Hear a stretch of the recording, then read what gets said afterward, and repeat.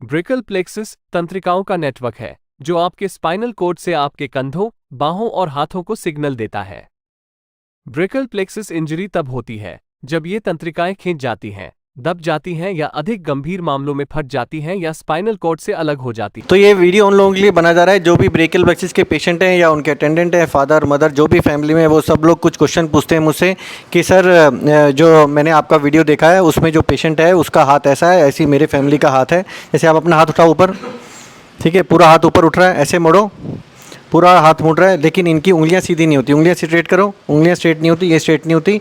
और सर मेरे पेशेंट को 4 महीने हो गए हैं, ऐसा ऐसा एक मेरे पास क्वेश्चन आता है। फिर दूसरा पेशेंट तभी मैसेज आता है कि सर मेरा जो पेशेंट है उनको 2 महीने हुए हैं और सर हाथ को ऊपर उठाओ, ये हाथ बिल्कुल नहीं उठ रहा है, ठीक है, और यहाँ पे कट लगा था, यहाँ पे प्लेट लग गई है और वो ठीक हो गया है। हाथ बिल्कुल सॉफ्ट है, उंगलियां उनमें कोई जान नहीं है और 2 महीना हो गया है। सर हमें वेट करना है 1 महीना या क्या करना है, कोई जांच वाँच करानी है? उन सब में ये चीज़ आई है कि टूटी नहीं है ना, सिर्फ थिकेंड आई है तो अपने आप ठीक हो जाएगी कि हम फिजियोथेरेपी करा रहे हैं। तीसरे पेशेंट ऐसे होते हैं कि सर हमने ऑपरेशन भी करा लिया, हमें 10 साल हो गए हैं, सर हमारे हाथ में कोई इंप्रूवमेंट नहीं हुआ है, ये हाथ सिर्फ इतना मुड़ता है, इनमें बिल्कुल उंगलियाँ जाम है और सर हम ठीक हो सकते हैं क्या? चौथा पेशेंट ऐसा आता है कि सर हमें 4 महीने हो गए एक्सरसाइज कराते हुए कि सर हमारा हाथ जो है बिल्कुल नहीं मुड़ रहा है। ऊपर उठा के दिखाओ इसको कि हाथ बिल्कुल नहीं मुड़ रहा है, कि सर हम ठीक हो जाएंगे क्या, हम आ जाएंगे आपके पास, हमें ऑपरेशन कराना है। तो ये सारों पेशेंट के ऑपरेशन अलग अलग हो रहे हैं, एक जैसे नहीं हो रहे और सबको मैंने ऑपरेशन बताया है। इनको मैंने जब मेरे पास पहली बार आए थे तो इनका हाथ ऐसे भी नहीं मुड़ रहा था बाहर की साइड। इनकी जब मैंने एमआरआई देखी थी उसमें ज़्यादातर नॉर्मल बताया था, लेकिन मुझे पता है क्योंकि इनका जब मैं हाथ कहता हूँ कि हाथ को सीधा करो तो हाथ ये सीधा नहीं होता, इनका ऐसे हाथ को सीधा करो, ये हाथ ऐसे ऊपर नहीं उठता है, इनका ये जो उंगलियां ये नहीं उठती, तो इनका ऑपरेशन होगा और ऑपरेशन द्वारा हम इनकी जो यहाँ की नसें काम कर रही हैं उनको पीछे वाले में भी ट्रांसफ़र कर देंगे और टेंडन ट्रांसफ़र करके इसको कर देंगे। क्योंकि अगर मैंने सिर्फ नस का ऑपरेशन किया इनका तो वो इतनी दूर से यहाँ तक नहीं आ सकता, तो इनका ऑपरेशन अलग है, इनसे बिल्कुल अलग है, जबकि दिखे एक जैसे रहे। जब इनको देखता हूँ पेशेंट तो ये मेरे पास गोवा। आप कहाँ से आए हो सर? उड़ीसा से। आप उड़ीसा से आए हो? उड़ीसा भुवनेश्वर से। अच्छा, एक और देना मेरे को। चलो ठीक है, तो आपको कैसे पता चला मेरे बारे में? यूट्यूब में।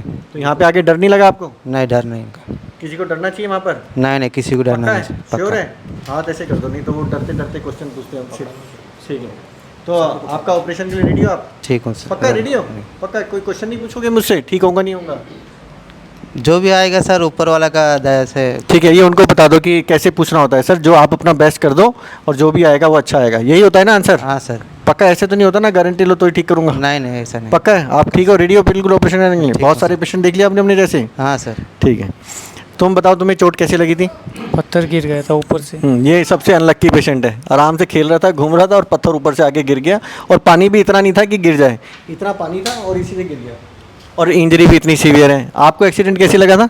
बाइक में सर। ये बाइक से गिरे थे, ये खड़े खड़े गिर गए थे और इनको हो सकता है कि अपने आप नेचुरल भी ठीक हो जाए। मैंने इनकी एमआरआई का है और अगर उसमें नसें थिकेंड आएंगी तो मैं हो सकता है वेट करूं और अगर मुझे लगता है कि एनजीसी में कोई करंट नहीं आ रहा है तो सारी चीज़ें न्यूरोलाइसिस करके फ्री करके देखूंगा। 6-7 महीने कुछ इंप्रूवमेंट आता है तो आएगा और नहीं तो फिर दोबारा ऑपरेशन करके इनका ट्रांसफ़र करेंगे जिससे रिजल्ट अच्छा है इनका। और सबसे पहले तो हम चाहते हैं कि अपने आप ही आए और नहीं आएगा तो ऑपरेशन कर आए, अगर उससे भी नहीं आएगा तो नर्व ट्रांसफ़र कर आए, अगर उससे भी नहीं आएगा तो फ्री फंक्शनिंग से आए। ऐसे ऐसे इनके ऑपरेशन हुए, जैसे जैसे रिजल्ट आते रहेंगे इनके ऑपरेशन आगे बढ़ते रहेंगे और नहीं आएगा तो उसी दिन बंद हो जाएगा। लेकिन ऐसा सोचना नहीं, ऐसा मैं दिमाग में सोचता हूँ, पेशेंट को क्या बोलता हूँ कि हम अपनी तरफ से बेस्ट करेंगे। जब ये आए थे मेरे पास इन्होंने ऑपरेशन भी करा थे दिल्ली एम्स में हर जगह और फिर इनको फिजियोथेरेपी एक्सरसाइज चल रहा था।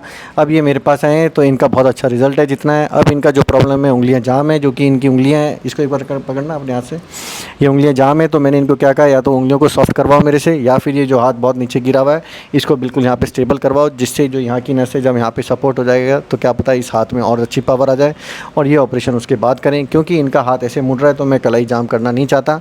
तो अगर सबसे पहले है या तो मैं इनका सबसे पहले इसको ट्रांसफ़र करूंगा और उसके बाद इन उंगलियों को सॉफ्ट करने के लिए करूंगा, फिर इनको इसको इसमें ट्रांसफ़र करूंगा और फिर इसको पीछे ट्रांसफ़र करूंगा जिससे उंगलियां सॉफ्ट होकर सीधी भी होने लग जाए।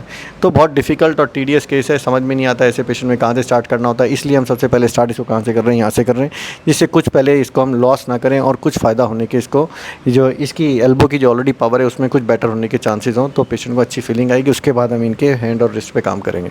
तो ये पेशेंट इनको 4 महीने हो गए, इनको एक्सरसाइज बहुत सारी हो चुकी है, दवाई बहुत खा चुकी है। चुके हैं, हमने कुछ नहीं दिए, कोई जांच नहीं कराई है। इनका सीधा साधा हम ऑपरेशन करेंगे क्योंकि 100% इनकी नसें टूटी हुई हैं। हम यहाँ से ट्रांसफ़र करेंगे, यहीं से लेंगे, 5 से कोई नस लेंगे, 2 साल में इसका रिजल्ट आना आ जाएगा। उसके बाद नेक्स्ट ऑपरेशन करेंगे जिससे ये जो कलाई को जाम करेंगे, फिर जो उसका रिजल्ट आ गया तो उसको उंगलियों को मूवमेंट के लिए करेंगे। 3 से 4 दिन के ऑपरेशन होंगे, लेकिन पहला ऑपरेशन सबसे इमरजेंसी। अगर ये सारी चीज़ें जैसे जैसे हमने सोचा है वैसे करते रहे तो ऑपरेशन बढ़ते जाएंगे, नहीं होंगे तो नहीं होंगे। लेकिन सारे लोगों को मैंने इस टाइप के ऑपरेशन कर चुका हूँ। आप सब लोगों को कैसे डिसाइड करना होता है, बेस्ट डॉक्टर से ऑपरेशन करवाना है, अगर उसके बाद वो जैसा बता रहे हैं उसको फॉलो करना है, और इसमें कोई डरने की ज़रूरत नहीं है, इसका ऑपरेशन ही एक इलाज है।